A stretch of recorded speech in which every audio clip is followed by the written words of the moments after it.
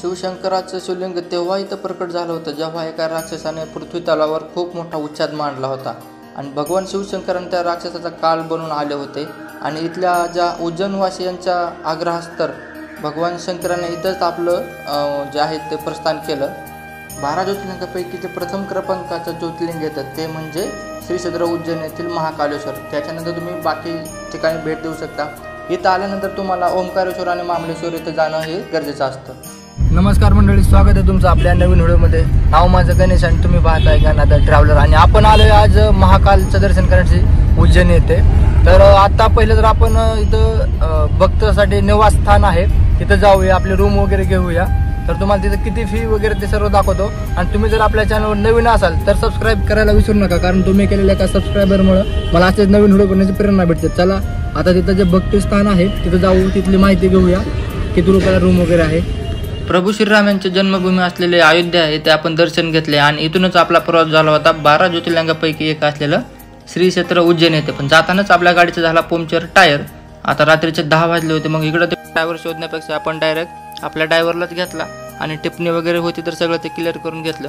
आपल्याला उज्जैनला पोहोचता सकाळ झाली होती, कारण आपण निघालो होतो अयोध्या येथून. तर अयोध्या ते उज्जैन अंतर 900 किलोमीटर आहे. तर रात्री थोड्या वेळ थोडासा आराम केला आणि सकाळपर्यंत आपण येऊन पोहोचलो उज्जैनमध्ये. मग उज्जैनमध्ये आलो, थोडंसं चहा वगैरे घेतला, कारण सगळं पार वाट लागली होती.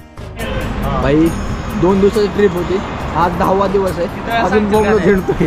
हे बघा गँग कसं झालंय, सगळं वैतागून गेलं ते गाडी चालू हे तर पर गेल्यासारखं. मेन म्हणजे बसून त्याला एकच काम आहे, फक्त काहीच झोपायचं, काहीच झोपायचं, दुसरं काय काम नाही. आवाज बिवाज सगळा बदललाय, पाणी पिणे भाई गाडीतच घर झालंय, काही विषय नाही, विषय नाही. उज्जैन येथे पोहोचता आपल्याला सायंकाळचे 4 वाजले होते. तुम्ही बघता हा आहे तेथील कॉरिडोरचा परिसर आणि इथून आपण आतमध्ये गेलं जे भक्ती निवास आहे तिथं जातो. तिथं आपण पहिलं तर आपली चेकिंग वगैरे करतो, रूम वगैरे घेतो मस्तपैकी. आणि तुम्ही पाठीमाग बघताय, तुम्ही थांबू शकता आल्यानंतर. तुम्हाला येण्यासाठी तुम्ही स्वतःच्या बाईकने येऊ शकता, कारने येऊ शकता, किंवा डायरेक्ट पुण्यावरून उज्जैनसाठी ट्रेन आहे तिथे येऊ शकता. आणि भाविकांसाठी इथं हे आहे एक भक्तिस्थान. इथं याच्यामध्ये तुम्ही एका रूमचे 700 रुपये देऊ शकता दोघांमध्ये, आणि एक मोठी रूम घेतली तर 2200 रुपये चार्जेस आहेत.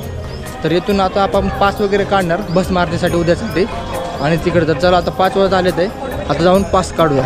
हा इथं देवीचं मंदिर आहे, बघू शकताय. खूप मोठा परिसर आहे पाहण्यासाठी. तर आपण लवकरच निघालो त्यासाठीच. तर सगळा परिसर आपण या व्हिडिओमध्ये तुम्हाला एक्सप्लोअर करून दाखवणार आहे. तर आता जाऊ, पहिलं पास वगैरे काढू.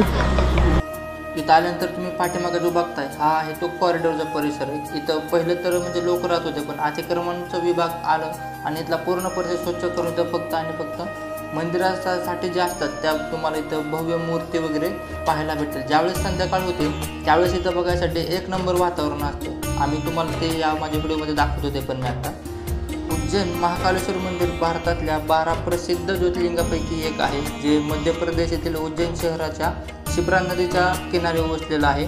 इथं असं मानलं जातं की महाकालेश्वरची जी मूर्ती आहे ती स्वयंभू मूर्ती आहे, म्हणजे ते इथं पृथ्वीच्या पडद्यातून बाहेर आले आहे. कॉरिडोरचा भाग आहे हा, तिथून आपण दर्शनासाठी जाणार आहे. माहीत नाही आतमध्ये कॅमेरा अलाउड आहे का नाही, पण इथपर्यंत तर अलाउड केलं आहे. बाकीचं सामान आपण टाकून ठेवलं आहे. आणि हा तुम्ही बघताय हा आहे कॉरिडोरचा परिसर. इथं पूर्ण जे अतिक्रमणचा परिसर होता तो सगळं तिथला पाडलेला आहे. आणि इथं भव्य अशा परिसरात इथं सर्व देवदेवतांच्या मूर्त्या वगैरे उभारलेल्या आहेत. तर ज्यावेळेस लाईट पडते संध्याकाळ होते त्यावेळेस ना इथलं 1 नंबर वातावरण असतं बघण्यासाठी. आणि हे मेन गेट आहे, इथून तुम्ही एंट्री करू शकता. बघा इथल्या मंदिराचं खास म्हणजे हे मंदिर जे आहे ते दक्षिणामुख मंदिर आहे, जे याला विशेष महत्त्व देतं. आणि येथील जे भस्म आरती आहे ते याचं खास महत्त्व आहे. आपण गेलतो भस्म आरतीसाठी, पण तिथं काही झालं की त्याच्यासाठी 2 दिवस अगोदरच नंबर लावा लागतो. तर आपला जर काही नंबर लागला नाही तर आपण आता लाईनीनं जे आहे ते शंकराच्या शिवलिंगाचं दर्शन घेऊया. तुम्ही बघता इथं आज गर्दी तर जास्त नाही आहे, कमीत कमी असं वाटतं की आपलं कमीत कमी 30-40 मिनिटामध्ये दर्शन होईल, कारण सॅटर्डे संडे नसल्यामुळे गर्दी नव्हती आज. तर चला आता लाईनीत जाऊन भाविकांसोबत आपण सुद्धा दर्शनाचा लाभ घेऊया.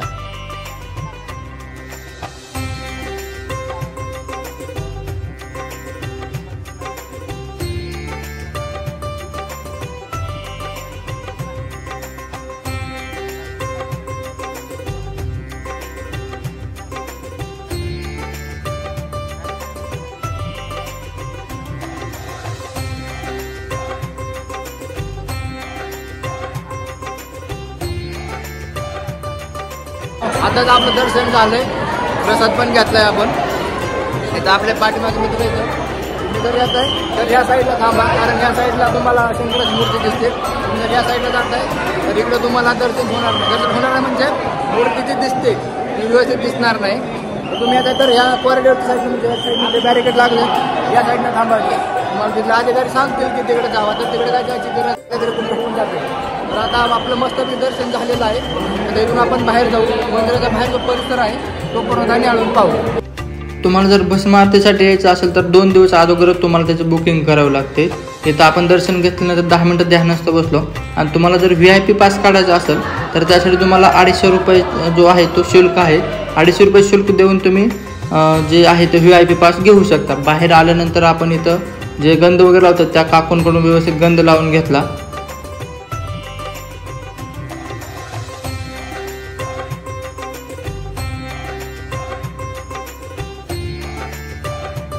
महाकालेश्वरचं दर्शन घेतल्यानंतर आपण पलायन करतो काळभैरवनाथचं दर्शन. म्हणजे तुम्ही ज्यावेळेस महाकालेश्वरचं दर्शन करता त्याच्यानंतर तुम्हाला काळभैरवनाथचं दर्शन घेणं हे म्हणजे जे बंधनकारक म्हणा किंवा जे आहे ते इथं अग्रगण्य ठरलं जातं. आपण इथं येऊन थांबलो आता लाईनीमध्ये.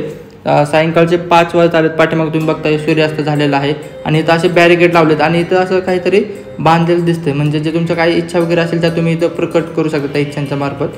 तर तुम्ही बघू शकता, आल्यानंतर तुम्ही ते पण करू शकता.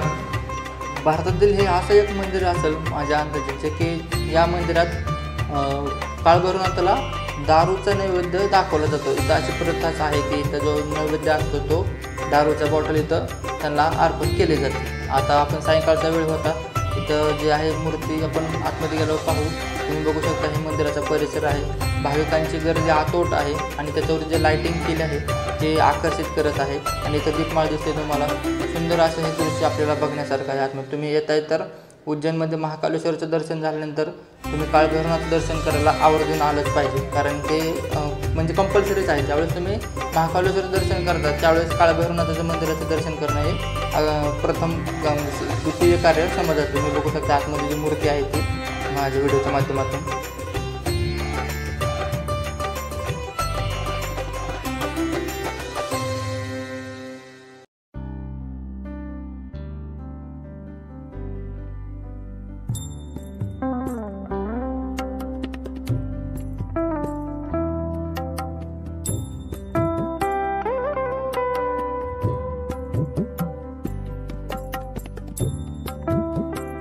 काळभैरवनाथाचं दर्शन करून आतमध्ये येतो म्हणजे आपण महाकालेश्वर मंदिराकडे.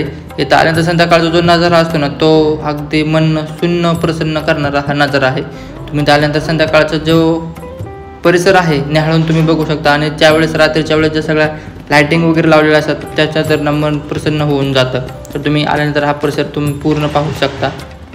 या कॉरिडॉरच्या परिसरामध्ये तुम्हाला विविध देवी देवतांच्या मूर्त्या आढळून येतील. शंकराचे विविध रूपातील ज्या मूर्त्या आहेत, शंकर पार्वतीच्या असतील, शंकर किंवा नंदीच्या असतील, तुम्हाला सर्व विविध प्रकारच्या मूर्त्या इथं आढळून येतील या कॉरिडॉरच्या परिसरामध्ये. आणि त्यावेळेस तुम्ही संध्याकाळी येताना त्यावेळेस सुंदर असा नजारा तुमच्या डोळ्यांना हे दिसू शकतो. तर तुम्ही या व्हिडिओच्या माध्यमातून पण पाहू शकता.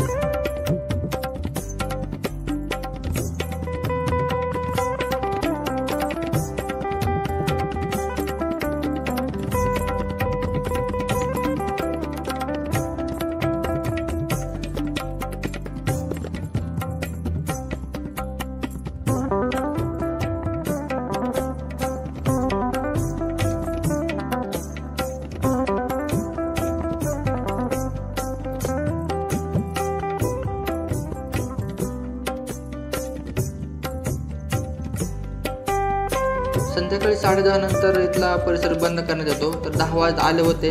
मग आता वेळ झाली होती आपल्याला झोपायला जाण्याची, कारण दिवसभर खूप आपण थकलो होतो. तुम्ही इथं पाठीमागे बघू शकता, हे भारत माता मंदिर आहे. इथं पण तुम्ही जाऊ शकता. आतमध्ये खूप सुंदर असा हा परिसर आहे बघण्यासाठी. आपल्याला उद्या जायचं आहे आता ओंकारेश्वर. आता सकाळचे 5 वाजले आणि इथून आपण निघतोय आता ओंकारेश्वरसाठी. तर तुम्ही इथे येताय तर तुम्ही या ठिकाणाला भेट द्या. चांगलं ठिकाण आहे, तिथं राहण्यासाठी वगैरे एकदम चांगली सुविधा आहे. आता इथून निघूया आपण ओंकारेश्वरसाठी. उज्जैनवरून आपण निघतो त्यावेळेस आपल्याला सकाळ झालेली असते आणि आपल्याला जायचं असतं ओंकारेश्वर ममलेश्वरला. तर जाताना आपल्याला 2 नद्यांचा संगम लागतो. तुम्ही बघू शकता, नर्मदा आणि कावेरी नदीच्या काठावर वसलेलं हे ओंकारेश्वर आणि ममलेश्वर हे 2 ज्योतिर्लिंग आहेत. तर आपण आता जाऊन तिकडं स्नान वगैरे करूया नदीमध्ये आणि इथून आपण परत दर्शनाला जाऊया. तुम्ही बघू शकता ते डॅम आहे आणि डॅममधून पाणी सोडलं जातं. इथं बघताय तुम्ही, इथं हा बोर्ड लागलेला आहे, म्हणजे आपण आता एंट्री केली आहे. तिथं गेले की हे तुम्ही पाहताय, इथं 2 नद्यांचा संगम झालेला हे तेच ठिकाण आहे, म्हणजे कावेरी आणि नर्मदा. पलीकडच्या साईडला जाण्यासाठी आपल्याला ह्या बोटच्या सहाय्यानं जाऊ शकता, अन्यथा वरती ब्रिज आहे, त्या ब्रिजवरती चढून पण तुम्ही जाऊ शकता. पलीकडे जे आहे ते ओंकारेश्वरचं मंदिर आहे. आपण इथं आधी स्नान वगैरे करूया, इथलं पाणी वगैरे घेऊया, गावाकडे जाण्यासाठी ते नेऊया. असं सांगितलं जातं की राजा मांधाता याने इथं खूप दिवस तपश्चर्या केली भगवान शंकराचे. आणि ज्यावेळेस भगवान शंकर राजा मांधाताला प्रसन्न झालं त्यावेळेस त्यानं असं वरदान मागितलं की भगवान शंकर यांनी इथंच विराजमान व्हावं. तर भक्ताच्या आग्रहास्तव शिवशंकराने इथंच त्यांचं जे आहे ते प्रस्थान केलं, त्याच्यामुळं इथं हे मंदिर झालं असं सांगितलं जातं. आतमध्ये कॅमेरा अलाउड नसल्यामुळं आपण आतमधला परिसर दाखवू शकलो नाही. आणि तिथून दर्शन घेऊन आलं कीच आपण येतो ममलेश्वरकडं. तर तुम्ही हे तिथलं मंदिर पाहू शकता. पण आज जास्त गर्दी असल्यामुळे तिथं पण आपल्याला काही व्हिडिओ शूट करता आलेला नाही. तर इथं आपण थोडेसे फोटो वगैरे शूट केले आणि इथून आपला प्रवास परत सुरू होतो गावी, म्हणजे पुण्याला येण्यासाठी. तुम्ही जर कधी येता इकडं तर नक्की या, हे खूप सुंदर असं ठिकाण आहे. आणि तुम्हाला कसा वाटला हा व्हिडिओ कमेंट करून नक्की सांगा आणि तुमच्या फॅमिली ग्रुपवरती अवश्य शेअर करा. नमस्कार.